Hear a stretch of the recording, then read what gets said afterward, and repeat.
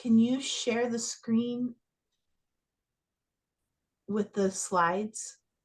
Yeah, which slides did you want me to start with? Well, let's find out. So before I talk, I want to find out if you guys have absolutely no questions, no nothing, then I'll kind of go a different direction. But I wanted to find out, what do you guys think about the buckets? Have you ever heard of anybody talk about it? And do you have any questions? No, I've heard people talk about it. I know that we've tried it, at times, and COVID didn't help at all. But yeah, I see the value in it. But yeah, I've heard of it. Where'd you hear it from? I don't remember. It might have been the Dave Ramsey thing, but I couldn't be for certain. Did you sit down and put goals in place and activate it? Or tell me what you did when you said you tried it. Yeah, we have goals in place with Michael, and the way that things have been with job and how he gets paid and stuff like that. It's been so random that it's really hard. But we did have money in there, at one point for our house, and then all of a sudden, COVID and so much we had to pull, and we kept pulling, and then my dad, and then flying back and forth, and it was just crazy. So which bucket are you speaking of that you had full? That was our house bucket. What's a house bucket? A house bucket was a bucket for our home, to buy a home. Oh, so it was bucket two Might have been. projects. So did you have bucket one?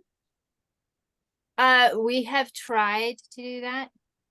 Um, to understand it would take some time to sit down, and I don't want to be recorded so everybody can hear it. To sit down and to hear how our financial life has been over the years, and the things that we have dealt with and come up against. Okay. So one of the tips I will tell, because it was super duper common through my whole career that people had done Dave Ramsey. Matter of fact, my own churches would do Dave Ramsey when I would offer to come and do it for free. Um, but the number one thing I would see is they didn't fund it in order. So if I can tell you something, that here's it's you have to have the order. So bucket one has to come before bucket two. And you're not, and Jennifer, you're like common with most people. They save for the thing that they want. And the problem is, what you just said, without me even having to know a whole lot of details, had that money actually technically was bucket one, and that's what you had to pull from, it sounds like, when emergencies happen. So if you would know that it was bucket one, you probably wouldn't have had any of the disappointment and shame, because I can tell it, I can hear it in you right now, like, oh, it really was bucket one. And then you have put what your amount is that you need. And so, especially if one of the spouses has a what I call, you work for yourself, so you're going to have highs and lows, that bucket one is the most important to have. And understand that amount of money you want to have saved, and don't move into anything else. Now, I will put one caveat. Could anybody guess actually, I have two caveats, two that you would probably want to fund in another bucket. Can anybody guess? Well, your long-term investments need to be started. Otherwise, they're not going to be long-term. Yeah. So I would say this. People always ask me that. And if something's better than nothing. Well, I would say yes and no. Okay. The one time I would say to do it is if your company is paying you a portion already. So if they're already putting some in, or they say, Amy, if you put $5 in, I'm going to match you $5. Then it would really make sense to figure out what that amount is and what you can afford. So even if you can't max it, if you can say, you know what, I can have $50 come out of each check, and that $50 out of each check is by the end of the month is 100, and by the end of the year is 1,200, and they're matching me 1,200. You just doubled your money by them matching. So that is one. The other ones, getting an IRA, all of that, no, not until you fund bucket number one.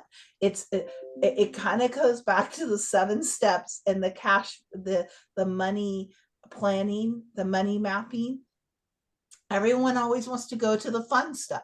Oh, let's save for our house. Oh, if there is one experience I can tell you, because when you just see it over and over and over and over and over, it breaks my heart, because people, and when people hire me, I can then be, I'm supposed to be your coach, right? So coaches are, they've got a job or a financial planner. My job is to help you plan for what you need. So I have to tell you the hard stuff. Not all financial advisors will tell you the hard stuff. They want to cherry pick. So a lot of financial advisors put you in these products or try to get you to fund this and not fund bucket number one. I'm just going to tell you, people in my own industry do not teach these healthy financial principles, okay? Because they want to make money. So they will say, oh, you've got $10,000, let's take, or, oh, you need life insurance, instead of getting what I call the basic term insurance, which is the most affordable, but you're buying it for a time frame because of a protection. So kind of think of it like a car. You have to get auto insurance, and if you own a brand new car, they require you to have full protection, right? To protect you if for somehow you wreck the car. Now it would replace it and you're not stuck with owing car payments, right? So but it's for a time frame, and that's how certain life insurance is. So that's the second one, is if you're the only breadwinner in your house and you have kids that are living at home, or you are both working on both of your incomes, and if you lose $1,000, you won't be able to make it, then you need to make sure, I call that protection, you need to make sure that you get life insurance. But in my industry, people love to sell whole life insurance, which builds a cash value. You don't need to build a cash value if you don't have bucket one. Okay, you just need basic coverage. It's a big lie. Okay, disability insurance, a lot of times, yeah. So it's same with bucket two. It's like those projects are great, but you need to have bucket one. And we've just walked through COVID, 2008 and 9, it happened, the .com boom and bust. I've been in the midst of all of these different 9/11, when a lot of businesses, things busted and stuff. This number one is why people, they're good people, you know what I mean? And then what happens is you just go in the cycle of feeling like the worst person ever, and you failed, the biggest failure, and then you never move through it again. But if you made your priority, even if it's only $50, if it's 25 extra dollars, you cut, $100 worth of whatever it is, okay, you know what? We're going to eat spaghetti once a week and reduce how much meat we buy. I don't care what the answer is. I'm going to tell you, if I looked at things and I looked at the nitty gritty, I would find you money, but you'd have to make the decision. Okay, well, did you call? Can you go down to less data? It might be a little more uncomfortable, right? You drop your program on your phone, or God forbid you make your 22-year-old pay for their own phone. I'm just gonna say, I see a lot of these things that parents do in their 40s, 50s, and 60s, when these kids, they can work. I don't care what it is. Have them go do something for you for your business for free, then, that you would have to pay somebody else for. But honestly, the best thing that you can do is teach your kids to pay for some of those things, so now you don't have to continue to pay for them, because when you're in your 20s to your 30s is your highest income earning. Now the parents are hitting their 40s, their 50s, and into their 60s. Things happen, health things happen. You There's a such thing in the workforce of ageism.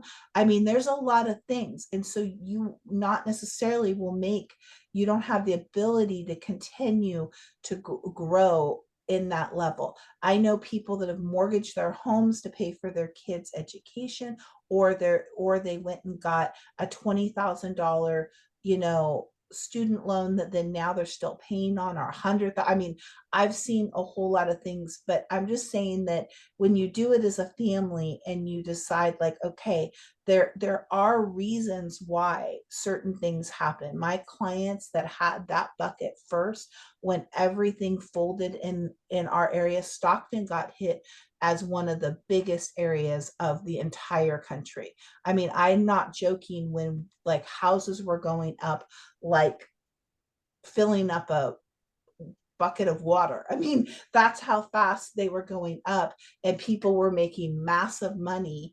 And then all of a sudden, they didn't have it, and they had mortgages that they were paying $3,000 a month. That stuff shifts fast. You don't have a job, banks fold, no one wants to buy a house.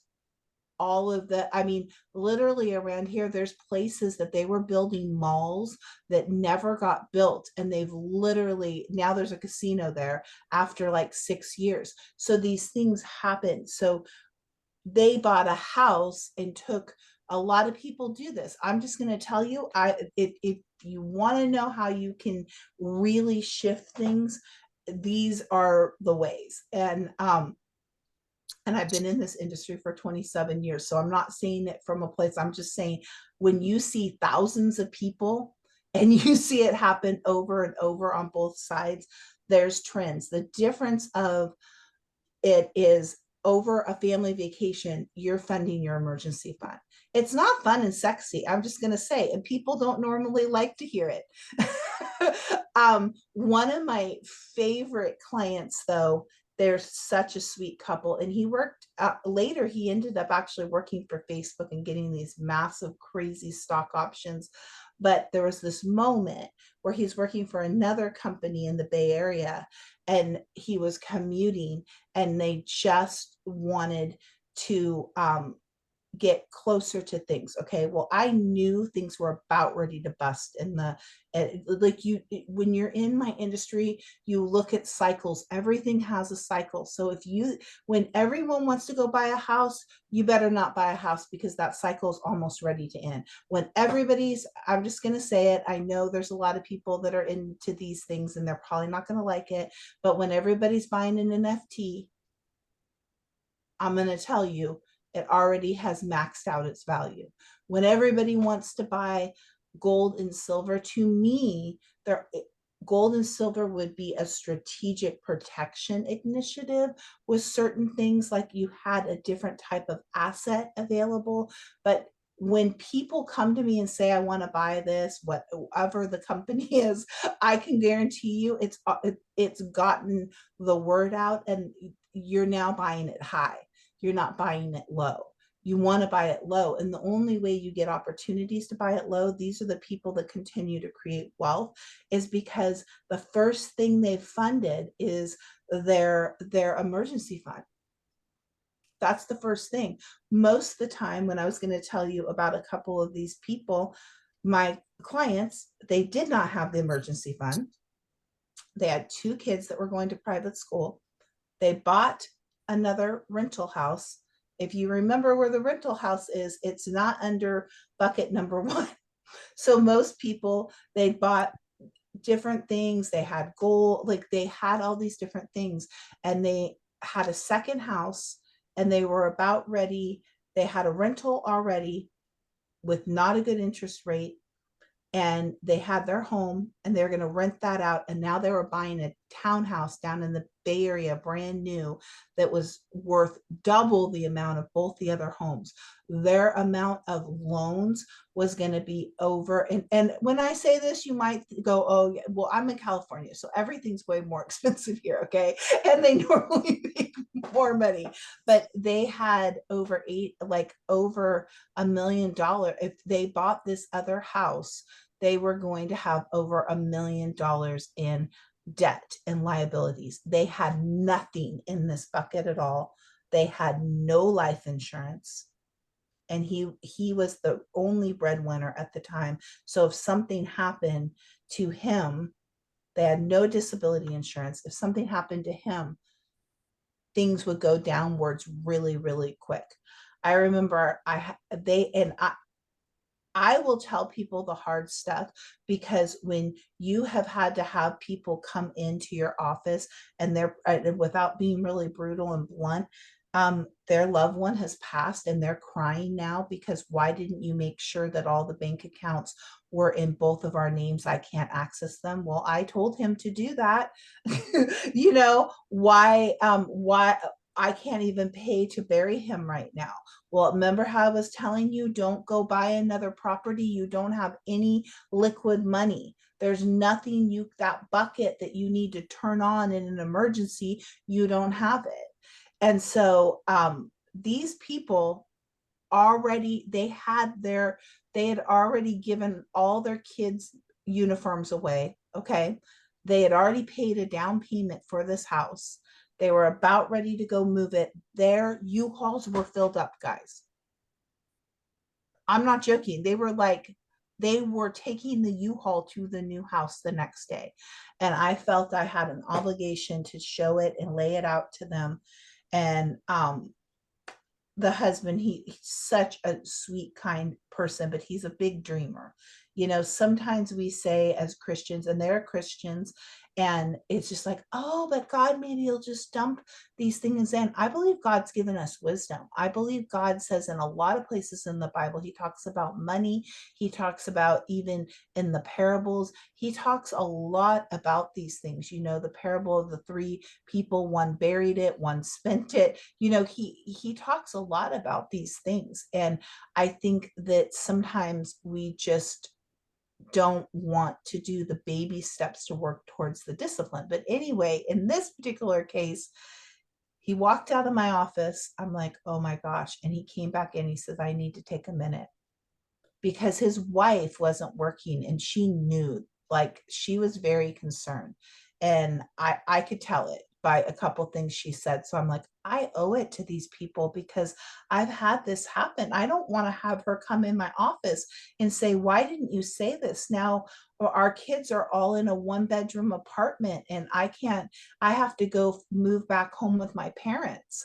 Like, so I remember he walked back in and he said, I'm not willing to, because I've seen it so many times. If it goes the other way and everything crashes and all your eggs are in one basket, I've seen people go to homeless. So, I mean, I've seen them living on couches. I've seen crazy things in the years through these things. And so he came back in and he goes, you know what? You're right, Jodi. I will lose the 10,000, because they took the only money they had in their emergency fund and they put it as a down payment, and they didn't have any emergency fund. And all they needed was all their renters, no one to be renting, and they're going to have $10,000 that they owed that month, and he wasn't making an extra $10,000, or else this bucket somewhere would have been filled. It would have been filled somewhere. So he said, you know what? You are right. I'm going to let them know. He actually did end up getting almost all of his money back, but they called me their angel. After that, he got a job at Facebook. Later, they sold both their rental properties, and bought another rental property and another house. And I was helping them plan, because the first thing they always had was this emergency fund first, and then we funded the other buckets. So they were able to, he may actually be retired now. They're not my client because I'm retired, but in their 50s, that was their goal. Both of their kids are graduated now. And so it is in these little things. So I hope that makes sense, but I hope that actually, Jennifer, makes you feel a little better, because you actually were putting it in your emergency fund. You just didn't know you needed to fill that up first before then you started to fill up your project fund. Does that make sense? Yeah, it does. It does. I mean, I think I kind of probably tossed them both into the same bucket, you know, but yeah, you know, and I was just sitting here thinking, you know, just thanking God that we actually had it to get us through during that time. Yeah, so you had it, but um that's where I know people read and see the concepts, but they don't process through the actual thing. So that's what I'm just hoping that I can bring some um clarity around it. So do you have, so that would be like, anybody that's watching afterwards, that would be my number one clarity, is just like the 7 steps, step 1 is the most important step. Like if you do not feel that you are hitting it at least 80 to 90%, do not be moving on to the 4 bucket method. You're not ready for that yet. You need it's okay. I promise you, if you spend 90 days, you will be closer ready. And then another probably 90 days, you will be shocked at how fast it starts to shift the other way when I've worked with clients, because you start focusing your mind differently. You start looking at things, you start getting confidence too. Like you're like, oh wow. And then those clients and like I had a group of clients that all had kids, and they were all friends with each other, and we would go over there and have dinners and stuff, and they were just like, we're not even worried about the recession, Jodi, because we know we have all of our what bucket is for what, and we have them all filled, and we also know exactly what our money spending is. So do you guys have any other questions for the other buckets?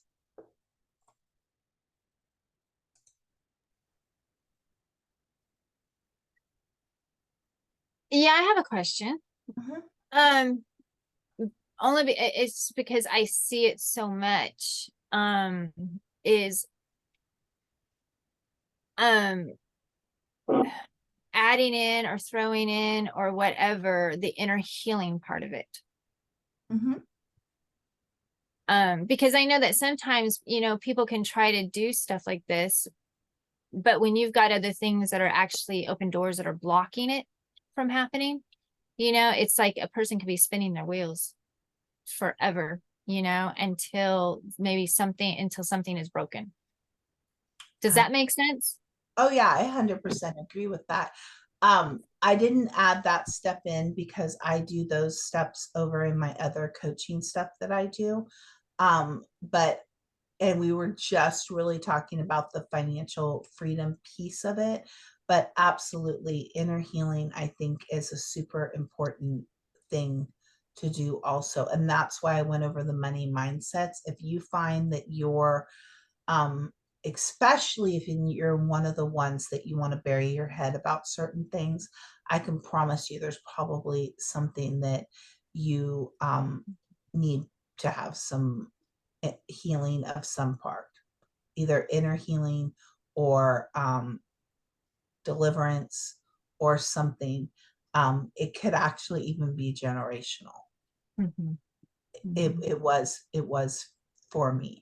So Mhm. I 100% agree in that. Is you know, I would say if you're in a church that they move in both inner deliverance and regular deliverance, that would be amazing to have them pray for you. A lot of them even sometimes have I work with several people that do inner healing and counseling and Christian, that are really amazing at it. And I,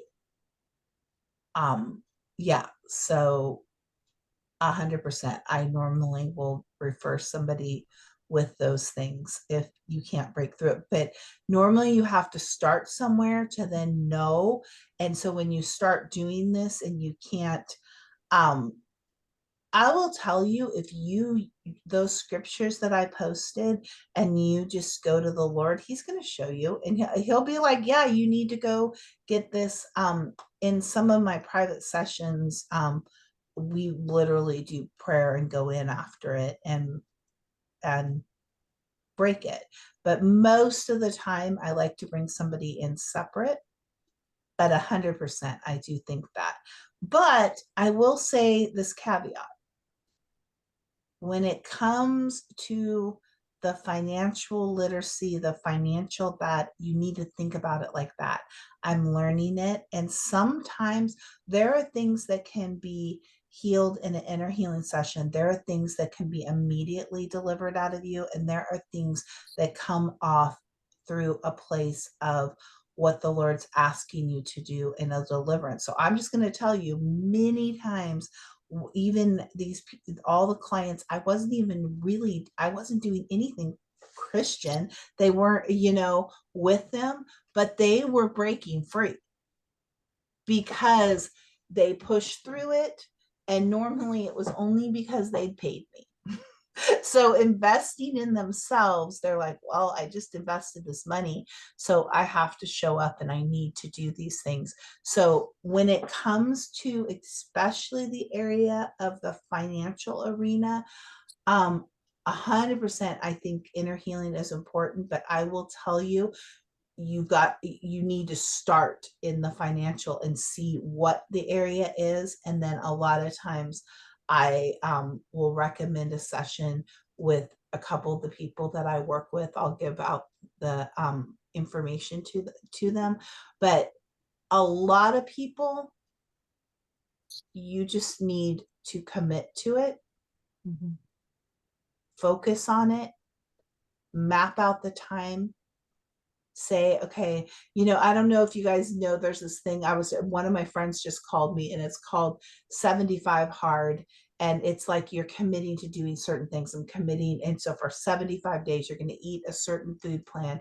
You're going to work out 2 times. You can do whatever workout you want, but one has to be outside, one has to be inside, one has to be like, so it has all these certain things. Well, one of my friends that's a coach, she did a thing which was called the big win. So you could really choose whatever it was, but it was for 90 days. And as I was talking to my friend, she was sharing with me what she started to do because her daughter was doing the 75 hard. She goes, Jodi, we're in our 50s. I don't think I can do that part anymore. But I was so proud of her because this was the biggest breakthrough. First of all, she's going to a Bible study, and that was on it. Second of all, it was like she was calling me because one of the things was to call everybody on their birthday or their anniversary of when they bought their home, because she's a real estate agent. But she goes, look at my list. She goes, she always has actually had an assistant, and she's very amazing at sending out a birthday card. Like she sends me a birthday card always. But she said, Jodi, I'm an introvert. So I felt like God wanted me to add these things. So it forced me to have connections with people. And so she was actually sending me these things, and I could hear the peace in her voice. Normally she is grinding and hustling, and I gotta go. I could hear the peace because she took pictures of this board she made, which is pretty similar to what I'm saying to do here for financial, which is start somewhere, right? What are you going to commit to? What are you going to do? And then do it. There are certain things that only happen by just not giving up, not having to be perfect, but just getting back up and keep doing it. Because, and I would say, yes, I'm 100% advocate for inner healing, for deliverance. But when it comes to some of these things, it's the perseverance of doing it and committing to it, and just do whatever that, the exercise we did yesterday, Jennifer, around like, what am I, and just doing it. is going to be amazing. Like, so for me, my water drinking was one of them, and there was several other, and one was launching this, and I didn't even realize, because honestly, God kind of gave me freedom to not write it down because I was struggling so much. But one was get my taxes done. One was to launch this program finally and fully launch it.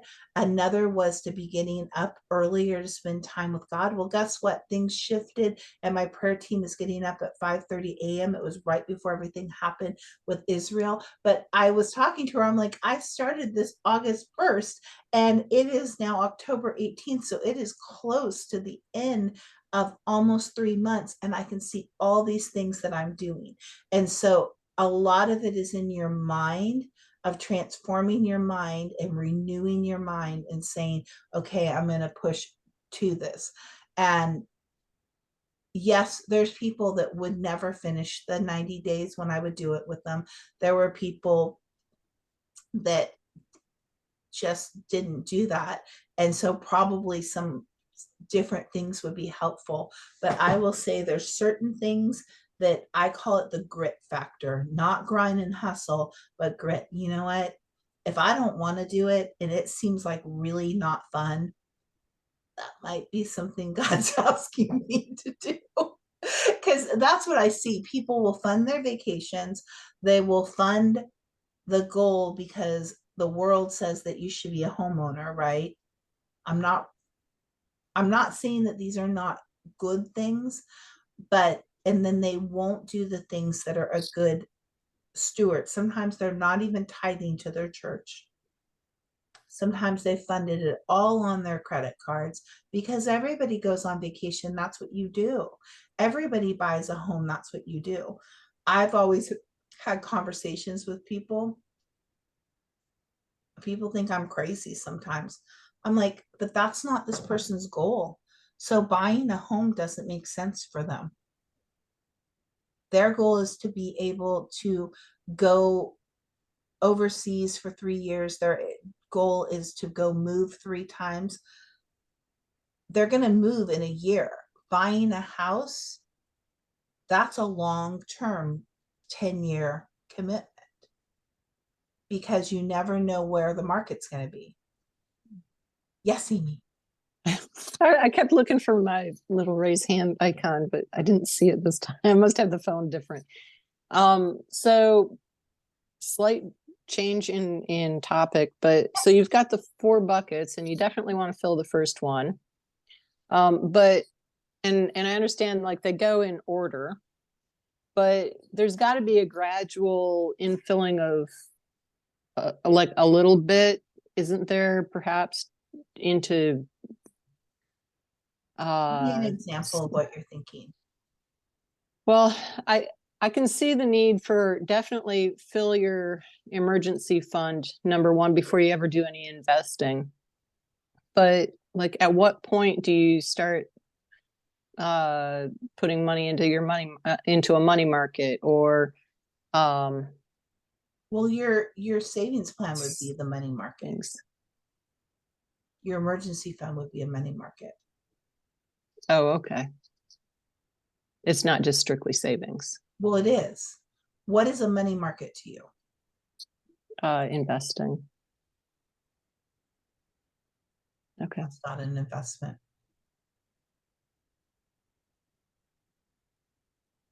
It's a liquid savings account that barely Okay. normally earns over what inflation goes up. Okay. Here's where people, this is a really good question, Amy, because this is real. So can you put your 401k or your IRA, which is a retirement vehicle, you can invest however you want in that. You can be very, what I would call conservative, which a money market is an option, which means you're not going to earn much, but you're taking all the risk out of it. You're not in the market. You could buy some bonds, which you're not in the stock market. So in certain vehicles, you have the option of how you want to invest. But what I would say from my experience, that is the number one thing people get stuck on. Oh, I need a money market. oh, I needed this. Oh, no, we need to find out what you need and what the goal is and the time frame is. So, I don't know if I'm answering your question fully, Okay. but what would that goal be around this thing you're thinking of to fund a money market? Maybe that would help me. Well, I guess what I'm thinking is, like, I'm actually, so I'm good at putting money into just my savings account and making sure like there's, until I got up to a certain dollar amount, that nothing happens there. But then after that, I guess I need to re-listen to the video because I already forgot what okay, it was protection. So then that was insurance, right? Mm-hmm. That was the next So one. bucket one, I don't know if you're still on, but so she pulled it down. Bucket one is the emergency fund. So it sounds like what you're doing, these are really good questions, guys. Thank you. They're whoever watches this, I think it's gonna be really great because these are both great questions. They almost both go to the same thing. Jennifer thought she was funding bucket two, but she didn't have bucket one, but she really was funding bucket one, which is your emergency fund. And that's what actually prevented them from probably in COVID and in the influx losing everything. I think where you're at is the same thing, Amy. You're probably never known or somebody's fully explained what bucket one was, which is normally, I would say, minimum 3 months of the expenses. Okay. So you're probably saving to a point, and then after that, you're not quite sure. Then you could go to, typically the next thing is a special project, which I call, it could be a car, it could be a home, it could be that. The one caveat is in bucket four, we've got retirement, okay? And in bucket three, we've got life insurance, like basic protection, okay? The one interesting thing with both of those is you normally just earmark an amount of money you're going to fund a month. So you can add that into your money plan. Your money, your money mapping, that's how I help the client. So it's normally an earmark of things they want to start doing. When they add it all in every single time, when I put it in the spreadsheet, they were negative. They're like, oh, okay, well, this is why, because, but So you then can add it into your monthly expenses. yeah, so you're going to add those into your monthly expenses. So as you fund your retirement, so bucket 3 and 4, one of the reasons why I separate those is because one is more for making sure you have all your planning, and the other for retirement or funding the kids' education. All of these are 10-year plus goals, and you need to start funding them. But when you're investing them, you need to understand which ones have a +10 goal that you can take the risk for. Bucket one, and a lot of times bucket two, the biggest mistake I see is somebody saves up $5,000 and they pull all 5,000. Now their emergency fund is gone, and they basically move it into something that is really designed for a 10-year option to come back. Okay. Whether you buy coins, whether you buy a stock, that's a 10-year thing. Whether you buy a home, all of these are long term. Getting the money for the down payment is a project, right? That's in bucket two. But if you're going to own real estate investments, those are all bucket four. Those are all long-term investments. The biggest mistake I see is people take money that's for a project that they won't need for, I call it a project because it's something that's important to you, or you can call it a goal, whatever it is that is going to probably, that you're saving a little at a time. You're earmarking it in your line items of your budget, Jennifer, and to grow to a certain amount. And then you're going to need it, whether it's to fund one of the kids to go to college, whether it's to put a down payment on a home. But buying real estate, rental properties, or funding your retirement. Retirement has total massive rules around it.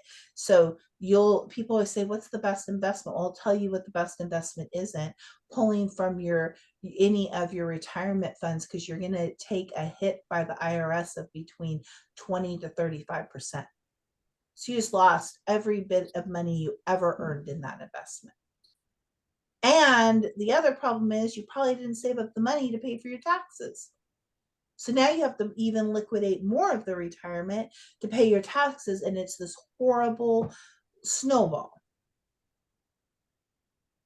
So is there a certain percent that that you want to look at for pulling out per paycheck for buckets 3 and 4?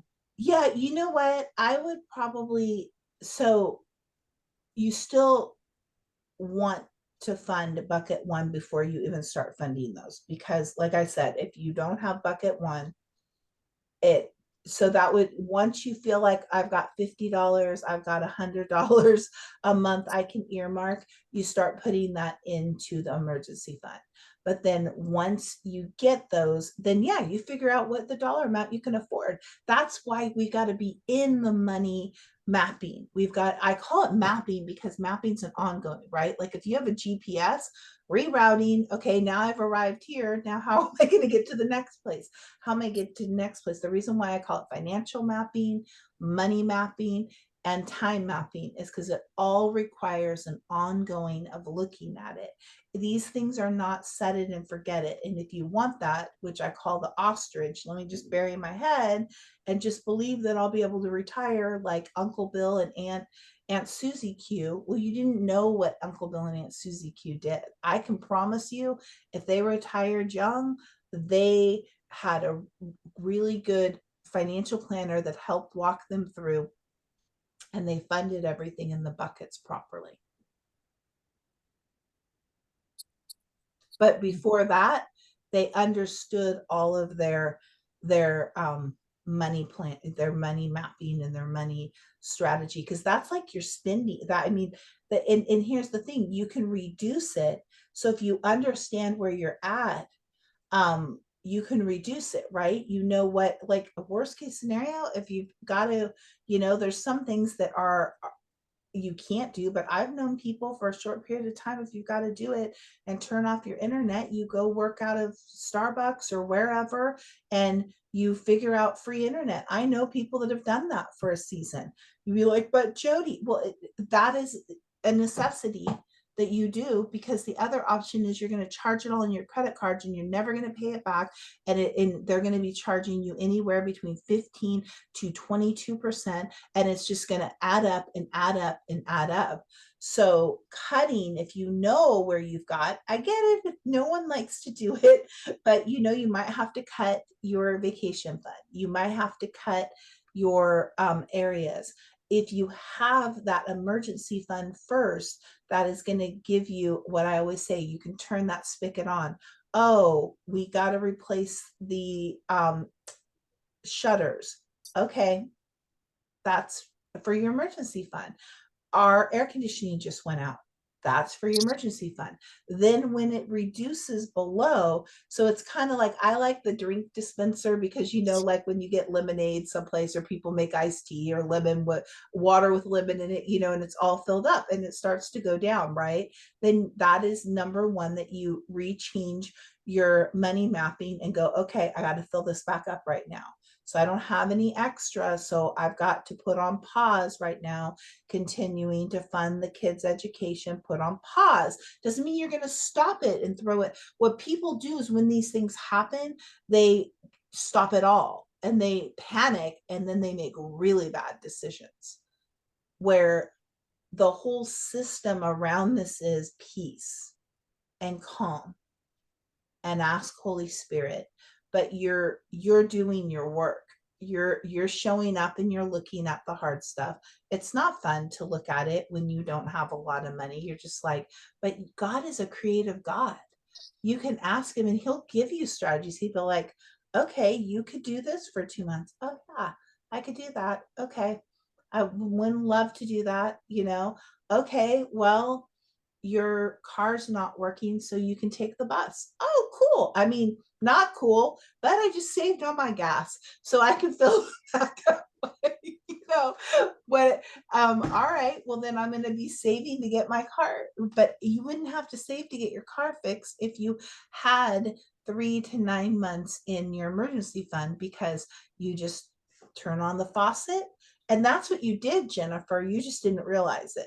So, you turned on that faucet and you had to use it. You might have to use it for supplemental income because things reduce and things happen, but it wasn't empty. If, right now I'm like at this level with mine. So then that means I got to refill it back up, right? I haven't drank enough today, but but if I was way down in here and this represents $1,000, and to fix my car, it cost me $3,000, that's going to be a problem, right? If this was $20,000 and it's going to cost me, it's just going to affect me right here. Okay, now I just add back $50 a month until I get it back up. You're still here. So if in another emergency, but the discipline is this buddy got reduced, now I got to fill this buddy back up. So that might mean that I don't get to go golf. That might mean that we're not going to go out to eat at all for 2 months. That might mean so I can pull that money and use it to fund in here. And then it's filled back up. And then, the goal is, sometimes I actually have people that like their goal is they just add more in. They want to have like 12 months, or they want to have their business expenses and that. So, and then they just naturally fill it back up when you practice it enough and you understand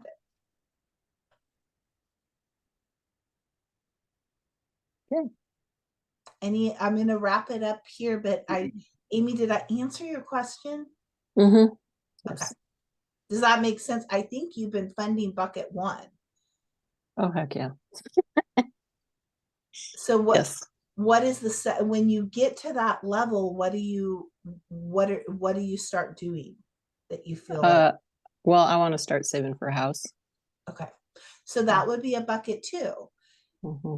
And so then what you do is you put a goal on it, right? And then, because it does work really nice to see it as a bucket, right? And it's like, when you're seeing this, like, it's really easy to see, right? And then you just, you can do it however you want. Some people are fancy with Excel spreadsheets and all kinds of stuff, and they can make it look really cool. For me, I'd probably just write it and just fill it in. But you have something that shows, because it makes you feel good when you achieve your goals. Because the one thing I just wanted to end, is we're ending the official part here. The number one thing that I see, and people don't believe me because they look at people that have the big houses and have this and have that, they think that they've got it together too. They don't. They think the same thing. I didn't do enough. And sometimes they didn't. The only difference was they just have more income coming in. Sometimes they did not have an emergency fund. The only reason they survived is because, some of my nurses and doctors, they could go work they can work every day and save themselves. My firefighters, my police officers, they can work all these extra hours, but they burn their body out. It's not a good plan. The one client I'm talking about, he was a firefighter. And he was a total ostrich, and he didn't want to know nothing, and she paid all the bills. And they started doing it together, and they said, oh my gosh, you saved our marriage, because it became something that was a goal. It became something that they did together, and they could do it. And they mapped out that they were gonna, before it's so funny.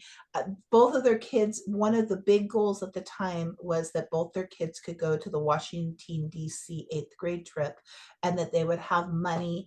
The second bucket, in bucket 2, that they were filling up, was that they wanted to be able, their parent would pay for, she had siblings, like other sisters. And so the way her parents worked was that they would pay for the first kid's private school, and then you had to pay for the other. So they really wanted them to be able to go to the expensive school here in town, the college, high school. You know what? She went back to work as a counselor and worked there. That's how they were able to fund it. She went back with her degree that she got. She had her own business, and she was doing it was called beauty control, and she was kind of like a Mary Kay lady. Like I said, she had a convertible Mustang. Well, the company ended up going out of business. But she went and worked there, and so but both of the kids went on there because they didn't want to just save for the kid. One parent, they wanted to go with it, so she went with one of the kids and he went with the other kid, and they had those buckets all filled. It was like, like jars, if you want to think. And so, matter of fact, one of their biggest victories was, oh my gosh, these are done. Like, one of the kids was only in the 3rd grade and he already had his 8th grade paid for. And before, they didn't have any of that. Typically what they would do is her parents were very wealthy and they have farm here, and so her parents would pay for things, and her parents would, and so I helped her see, well, okay, well, if you always have those options as vacation homes, like a this and that, then why not go there? That only costs you the food that you're already going to pay anyway. You're just going to be at another house. Oh yeah, well, my mom and dad pay for us all to go to Italy or a different place every year. Okay, so maybe you don't need, because you want to be able to pay for these things, that you want to be able to send your kids to. And so they felt so great, and then they turned on their retirement more, and her husband retired at, like, I don't even think he was like 53. He retired from the fire department, because once you do one bucket, then you start to do the other buckets, and then you start to see the progress, and you start to get your confidence up. I It's didn't just realize like eating. firefighters made that much. That was good. Well, they do, and once you're a captain, but the other thing is they have a big pension that typically they can pull out at 50 to 60, because their lifespan of being a firefighter, their bodies give out. So police officers are that way. A lot of different ones are that way. But like I said, sometimes what they've done is they've been able to overcompensate with kind of killing themselves working. So remember that one I said, I work really hard, so I don't want to have to think about anything. That is a lot of the people that they can do all these extra hours, and they're super exhausted, and they just either want to sleep or go have fun, because they didn't have the balance, and they're working. I know lots firsthand. I'm not going to say, because I don't know where this will go. And so I know people firsthand that until they got with their significant other, that was a lot more planning. I laugh now because this particular person is like, oh yeah, oh, didn't you get this coupon? Didn't you get this thing? Because now they understand the value of saving certain money. Like, other people will be like, why are you, well, no, I want to go to this restaurant so I can save on this coupon. And so you just start to, you do have to think of who you're hanging out with, because if you're hanging out with people that every single time you're going to go out to lunch after church, and it's just a thing, instead of saying, hey, let's just go have a picnic, what's it about, why are we going out to eat? So you may have to change some of the people you're like, you may have to be aware of that, because either that, or you're just going to be a victim of your own circumstances. Well, they all wanted to go to this fancy restaurant. Well, then you better save up for it.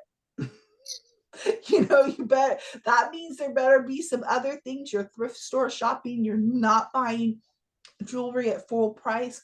You're not doing those things if there's a thing that's really important to you. But what I always do is have people add it up and they go, well, I don't want to give that up. I go, oh, you don't have to give it up. Here's a perfect example. I just will give like easy numbers. Okay.